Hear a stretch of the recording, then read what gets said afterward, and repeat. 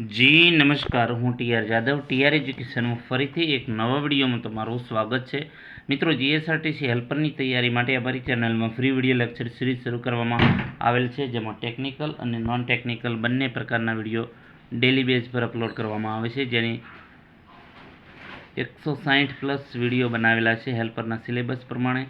તો તેની પીડીએફ પણ તમને ફ્રીમાં મળી જશે. તે માટે અમારી ટેલિગ્રામ ચેનલ અને વોટ્સએપ ગ્રુપમાં જોડાઈ જજો. તમામ પીડીએફ તમને ફ્રીમાં મળી જશે. હવે મિત્રો, આ વિડીયોમાં વાત કરીશું જીએસઆરટીસી હેલ્પર પરીક્ષા માટે કઈ કઈ બાબતોનું ધ્યાન રાખવું, તો તેના વિશે ચર્ચા કરીશું. તો સૌપ્રથમ મિત્રો વાત કરીશું જ્યારે પણ તમે પરીક્ષા આપવા જાઓ છો ત્યારે તમારી સાથે શું શું લઈ જવું. તો તેના માટે સૌપ્રથમ તમારે તમારું આઈ કાર્ડ છે, જે આધાર કાર્ડ છે, ચૂંટણી કાર્ડ છે, પછી તમારો કોલ લેટર સાથે લેવાનો, એની પ્રિન્ટ પણ જે છે ઝેરોક્સ કોપી પણ એકાદ કરાવી લેવી. પછી 2 ફોટા લઈ લેવા. એના પછી જે તમને 2-3 પેનો સાથે રાખવાની. એના પછી જે છે એસસી અને એસટી ઉમેદવારોએ જે સરકારશ્રી દ્વારા મફત મુસાફરીનો પાસ આપેલો છે, તો એ પણ સાથે રાખવો, જેથી કરીને કંઈ અગવડતા ન પડે. તો અહીં જે છે પરીક્ષા દરમિયાન શું શું ધ્યાન રાખવું, તો તેના વિશે ચર્ચા કરીશું. તો જે પ્રશ્નપત્ર છે 100 માર્ક્સનું છે, અને પ્રત્યેક પ્રશ્નનો જે ઉત્તર A, B, C અને D પૈકી કોઈ એક હશે. ઘણા મિત્રો પ્રથમ વખત પરીક્ષા આપવા જતા હશે, તો એમના માટે ઘણો ઉપયોગી સાબિત થશે. અને જો ઉમેદવારો જવાબ ન આપવા માંગતા હોય, તેના માટે વિકલ્પ E આપેલો હોય છે OMRમાં. જે OMR ઉત્તરપત્ર છે, એમાં તમારે બધા જ પ્રશ્નોના ઉત્તર આપવા ફરજિયાત છે. તમારે આ સાથે અલગ અલગ OMR ઉત્તરપત્રમાં જ ઉત્તર આપવાના છે. જે OMR શીટ હશે, અહીં તમે જોઈ શકો છો, આ ટાઈપનું હશે કે ભારતના જે તમારો પ્રશ્નપત્રમાં જે લખેલો છે, ભારતના રાષ્ટ્રપતિ તરીકે કોણ ઓળખાય છે, તો ઉત્તર જે OMR શીટમાં આ ટાઈપનું હશે. અહીં માની લો કે તમારો 1 નંબર પ્રશ્ન, અહીં નંબર આપેલો 1 નંબર, તો તમારે આ ટાઈપનો આપેલો હશે A, B, C, D, E. જો તમને સાચો જવાબ આવડે છે કે ભારતના રાષ્ટ્રપતિ તરીકે કોણ ઓળખાય છે, તો મહાત્મા ગાંધી, C. તો તમારે જે છે ખાસ તમારે પ્રશ્ન નંબર જોવાનો કયો છે, પ્રશ્ન નંબર અને એના સામે જ એક્ઝેક્ટ. નહીં તો તમે જે છે પ્રશ્નપત્રમાં જે નંબર અને ઉત્તરવહીમાં જો અલગ એનો બીજા નંબરમાં લખી દેશો, તો તમારો ખોટું પડશે. એટલે પહેલો તમારે પ્રશ્નપત્રમાં જે છે નંબર, એ નંબર જોઈને પછી તમારે ઉત્તરવહીમાં તમારે માની લો એ 1 નંબરનો જે છે પ્રશ્ન, તો 1 નંબરના જે છે ઉત્તર એટલે કે OMR શીટ.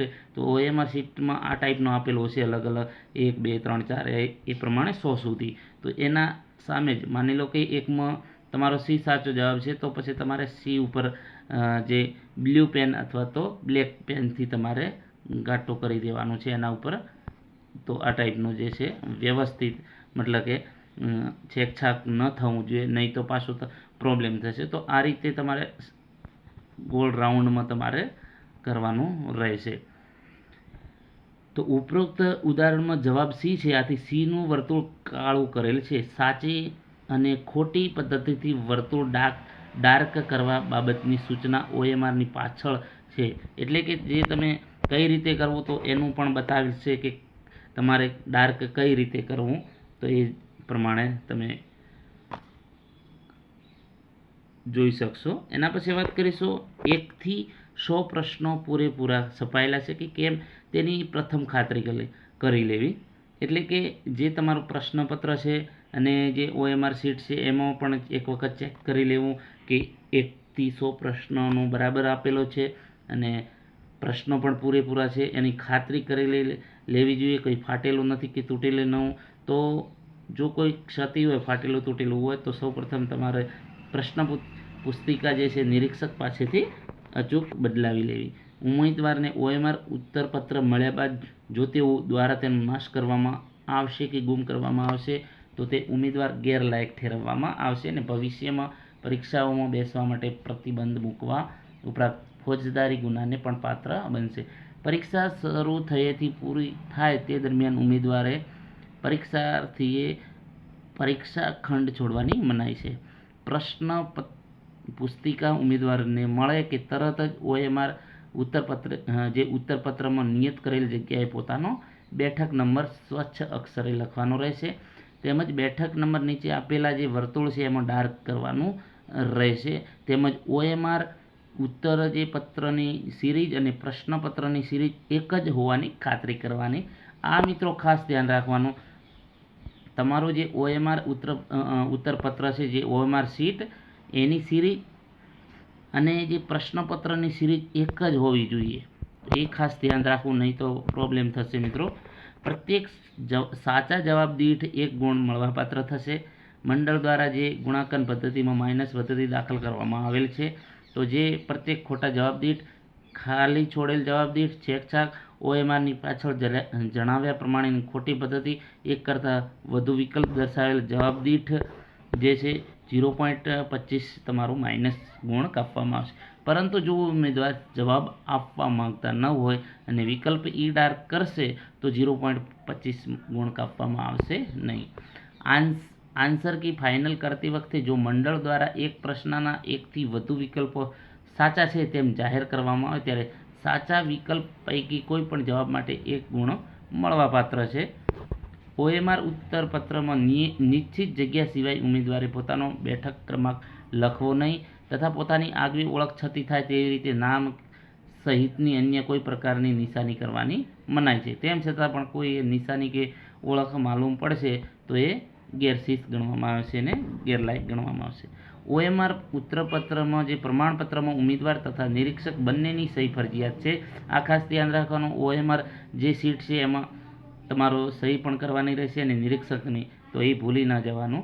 ઉમેદવારની સહી વિનાની OMR ઉત્તરપત્રવાળા ઉમેદવાર ગેરલાયક ઠરશે. પરીક્ષા દરમિયાન ઉમેદવાર પાસેથી કોઈ સાહિત્ય, ગાઈડ કે માર્ગદર્શિકા, કાપલી, સ્લીપો કે અન્ય હસ્તલિખિત કે પ્રિન્ટેડ સાહિત્ય, મોબાઈલ ફોન, પેજર, કેલ્ક્યુલેટર કે અન્ય વીજાણુ ઉપકરણો હોવાનું જણાશે તો ઉમેદવારને ગેરલાયક ગણવામાં આવશે અને પ્રતિબંધ મૂકવામાં આવશે કોઈ પણ ભવિષ્યની પરીક્ષાઓ માટે. ચાલુ પરીક્ષા દરમિયાન અંદરો-અંદર ગુપસુપ કરવી, અવાજ કરવો કે નિરીક્ષકનું સૂચનાનું ઉલ્લંઘન કરવું તે ગેરશિસ્ત ગણાશે અને પગલાં લેવામાં આવે.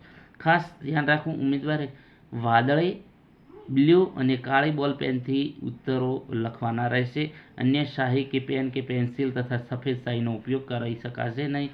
સફેદ શાહી, વ્હાઇટ ઇંક કે બ્લેડ કે રબરથી અન્ય કોઈ પણ રીતે સુધારા માન્ય ગણવામાં આવશે નહીં. એટલે ખાસ ધ્યાન રાખવું, કોઈ પણ તમે લખતી વખતે તમારો બેઠક નંબર કે પ્રશ્નપત્રિકા નંબર કે કંઈ પણ લખતી વખતે ધ્યાનપૂર્વક, કાળજીપૂર્વક લખવાનું, નહીં તો તમને ઘણો પ્રોબ્લેમ થશે. હવે મિત્રો અહીં સૂત્ર આપેલું છે કે કઈ રીતે ગુણ કપાય.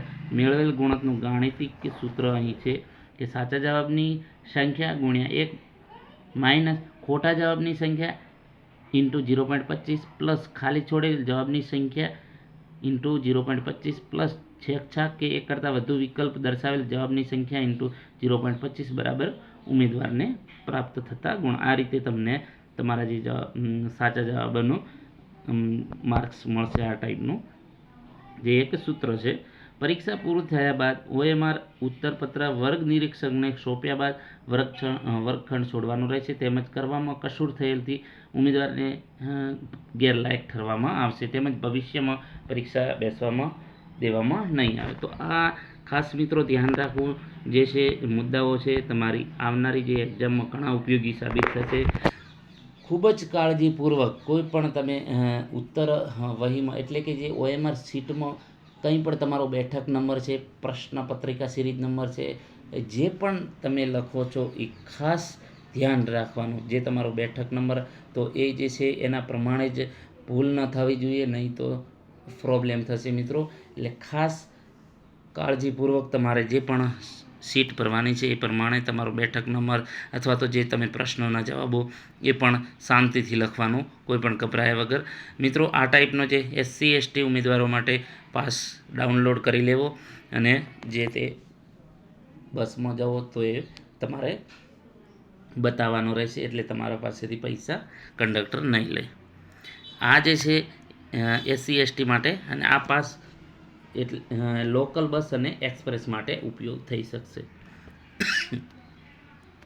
અન્યની આપણે વાત કરીશું કે OMRનું આ તમને બધાને ખબર જ છે કે જે સિલેબસ તો આ ટાઈપનો છે. તો તમને ખ્યાલ જ છે. તો આ રીતે તૈયારી ફૂલ રાખજો અને ટૂંક સમયમાં તમારી પરીક્ષા પણ 5/10/2025ના રોજ. જે અહીં બીજા અન્ય પણ માહિતી આપેલી છે જે આપણે ચર્ચા કરી એના વિશે જ છે. અને ખાસ જે તમારો જે છે આઈડી પ્રૂફ ખાસ તમારી પાસે રાખવાનું રહેશે. કોલ લેટર પણ જે રિપોર્ટિંગ સ્થળે તારીખે તમારે બતાવવાનું રહેશે. પછી જે બધી આના વિશે વાત કરેલી છે. તો જો વિડીયો પસંદ આવ્યો તો મિત્રો લાઇક, શેર અને મિત્રો ચેનલને સબસ્ક્રાઈબ કરવાનું ન ભૂલતા. Thank you for watching this video. જો વિડીયો ઉપયોગી સાબિત થયો હોય તો લાઇક કરજો મિત્રો. અને દરેક વિદ્યાર્થી મિત્રો સારું એવું પેપર લખે એવી શુભકામનાઓ.